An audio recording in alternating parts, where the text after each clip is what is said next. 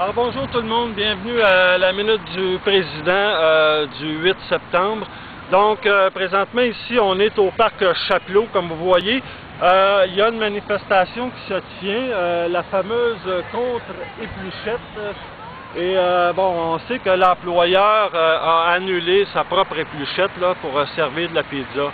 Mais comme je disais aux gens, là, nous c'est pas de la pizza qu'on a besoin là, ici. C'est du personnel et des soins, des services qui sont bien administrés et bien équipés. C'est ça qu'on a besoin, pas de la pizza. Et là, présentement, vous savez, c'est quoi l'histoire encore une fois? On revient de vacances. Alors là, puis notre directrice, vous vous souvenez, dans le Jeanne-Mance, le fameux journal Le Jeanne-Mance, notre directrice nous annonce avoir atteint ses cibles budgétaires. C'est pas moi qui le dis, là. Et là, on s'en va en vacances tout le monde. Les gens se disent, bon, on n'est pas content, on n'est pas d'accord avec ce qui s'est passé, mais enfin, on va aller prendre des vacances, on prendra ça à l'automne. Mais pendant ce temps-là, l'administration fait des coupures majeures. Là, on parle autour de 25 postes qui ont été coupés pendant l'été. Vous savez que la convention collective, je le répète, ne prévoit pas d'affichage pendant l'été, pendant la saison estivale. C'est pas pour rien, ça. C'est là depuis des années dans la convention collective. Pourquoi? Parce que l'été, les gens désertent. Ils sont en vacances, donc il manque d'effectifs et les gens, donc on attend qu'ils reviennent au travail pour faire ces affichages-là.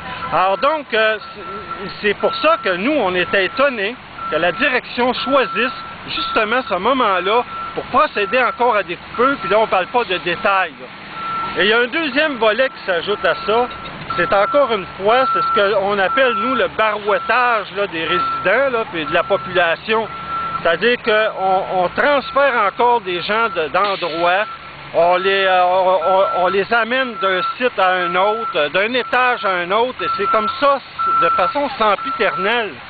Alors c'est comme si les résidents n'étaient plus au cœur de la mission.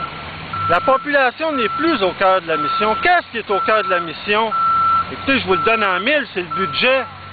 Alors là, les gens, face à tout ça, ils ne savent plus à quel sein se vouer. C'est qu'on ne sait plus jamais qu'est-ce qui est la vérité, qu'est-ce qui n'est pas la vérité, puis de toute façon, on ne la saura jamais parce qu'on ne nous dit pas les choses clairement.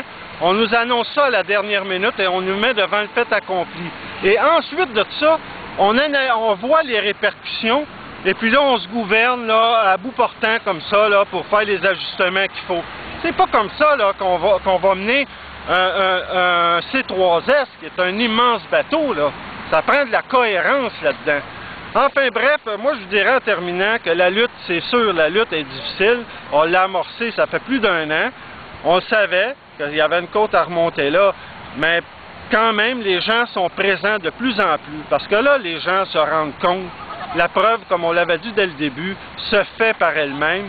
C'est-à-dire que les gens se rendent de plus en plus compte que ce qu'on est en train de vivre au C3S Jeanne-Mance, comme ça se passe aussi dans d'autres C3S maintenant, c'est que ça n'a plus d'allure. Ce n'est plus soutenable, autant au niveau du travail au quotidien que de la perception que la population a des services qu'on offre. Alors écoutez, c'est sûr qu'on va se revoir, on va se reparler. Je reviens, bon vous savez, il y a la Minute du Président, il y a une suspension parce que bon, il y avait notre VP à l'info était parti en vacances. Alors écoutez, on va se reparler, on va se donner des nouvelles pour la suite des choses. Alors je vous remercie et bonne fin de semaine.